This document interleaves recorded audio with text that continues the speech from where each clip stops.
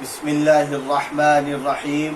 عزیز بزرگ و دوستو، آج کچھ اہم باتیں سورۃ البلد کے تعلق سے، لا اقسم بہذا البلد وانت حل بہذا البلد، اس سورت کے تعلق سے اللہ تبارک و تعالی کیا بتلانا چاہتے ہیں، کیا پیغام دینا چاہتے ہیں، اس میں اللہ تعالیٰ نے کیا کچھ فرمایا ہے، اس کی کے تعلق سے کچھ اہم باتیں آپ حضرات کی خدمت میں پیش کرتے ہیں۔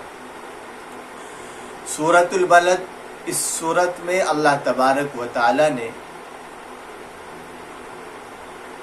20 آیتیں رکھی ہیں اور ایک رکوع ہے، اور اس سورت کو اللہ رب العزت والجلال نے مکے کی سرزمین پر نازل فرمائی ہے۔ اللہ کا پیغام اس سورت کو لے کر سرزمین مکہ میں نازل ہوا ہے۔ فرماتے ہیں اللہ تعالیٰ نے شہر مکہ کی یعنی کہ مکے کے شہر کی قسم کھا کر فرمایا، اے میرے پیغمبر، اے میرے پیغمبر، آپ اس شہر میں مقیم ہیں، قیام فرما ہے، رہتے ہیں۔ فرماتے ہیں کہ مکہ مکرمہ پہلے بھی مکرم تھا، پاکیزہ تھا اور شریف تھا، مگر نبی کریم صلی اللہ علیہ وسلم کی تشریف آوری اور اقامت کی وجہ سے اس کے شرف میں اور بھی اضافہ ہو گیا، 4 چاند لگ گئے۔ اللہ تبارک و تعالیٰ نے اس کو اور زیادہ مکرم عطا فرما دی اور افضلیت عطا فرما دی۔ کیوں؟ اس لیے کہ اللہ تعالیٰ نے پیارے حبیب صلی اللہ علیہ وسلم کو اس سرزمین مکہ میں مبعوث فرمایا ہے، اس لیے آپ علیہ السلام کے مبعوث ہونے نے مکہ مکرمہ میں اور زیادہ افضلیت بخش دی ہے اور زیادہ مکرم بنا دیا ہے۔ اللہ تعالیٰ فرماتے ہیں ہم نے انسان کو مشقت میں پیدا کیا ہے، دنیا میں ہر انسان کو مشقت کا سامنا ہوگا، دنیا میں ہر انسان کو مشقت کا سامنا کرنا پڑے گا۔ راحت کا اصل مکان آخرت ہے، دنیا نہیں ہے۔ آخرت کو اللہ تعالیٰ نے تکلیفوں میں، مصیبتوں میں گھیر دیا ہے۔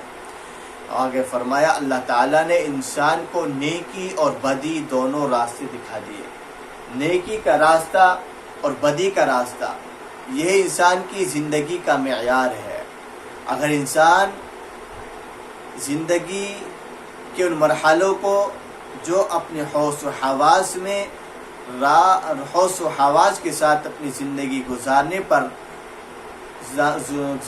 گزارنے کا پابند ہے، تو اس کو راہ راست اور اس کو ہدایت والے راستے پر اپنی زندگی کو خفانا چاہیے، اپنی زندگی کو اس راستے پر لگانا چاہیے استقامت کے ساتھ۔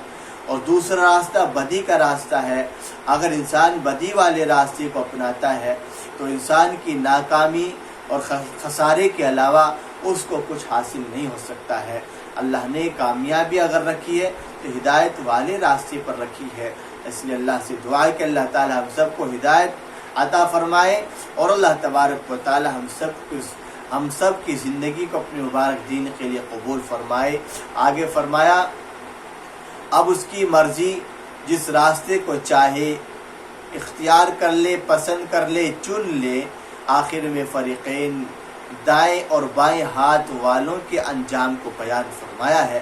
یہاں پر دائیں اور بائیں والوں سے متعلق فرماتے ہیں مفسرین حضرات کہ دائیں والے حضرات سے متعلق وہ حضرات ہیں جس کو اللہ تبارک و تعالی آخرت کے دن میں یعنی کہ میدان محشر میں جہاں نفسی کا عالم ہوگا، اللہ تبارک و تعالی جس کا نامہ اعمال اس کی داہنے ہاتھ میں دیا جائے گا، اللہ تبارک و تعالی کی جانب سے اس کی کامیابی کی ہی نشانی ہے۔ اور فرمایا جس کا نامہ اعمال اس کے بائیں ہاتھ میں دیا جائے گا، الٹے ہاتھ میں دیا جائے گا، لیفٹ والے ہاتھ میں دیا جائے گا، فرمایا اس کی ناکامی کی علامت ہے، نشانی ہے۔ اس لیے عزیز بزرگوں دوستو، انسان کی زندگی کہاں کٹ رہی ہے، کہاں چل رہی ہے، کہاں جا رہی ہے، انسان خود سوچ سکتا ہے۔ اللہ نے انسان کو عقل سلیم دی ہے، اس عقل کے دائرے کو میرے عزیز بزرگوں دوستو اللہ تعالیٰ نے بڑا وسیع فرمایا ہے، اس لیے اللہ کی اس نعمت کو ضائع نہ کریں، غفلت میں اپنے آپ کی زندگی کو نہ گزاریں، اس لیے اللہ تعالیٰ نے جو انسان کی ہدایت کا جو دائرہ اور انسان کی کامیابی کے جو مسائل جو احکام اتارے ہیں، انسان کو ان تمام چیزوں پر استقامت کے ساتھ عمل کرنا چاہیے اور اللہ تبارک و تعالیٰ سے ہر کام کی، ہر نیک کام کی ہدایت کی اور کامیابی کے اللہ سے مدد اور نصرت مانگتے رہیے۔ اللہ تعالی ہم سب کو عمل صالح کی توفیق عطا فرمائے۔ وآخر دعوانا ان الحمد للہ رب العالمین۔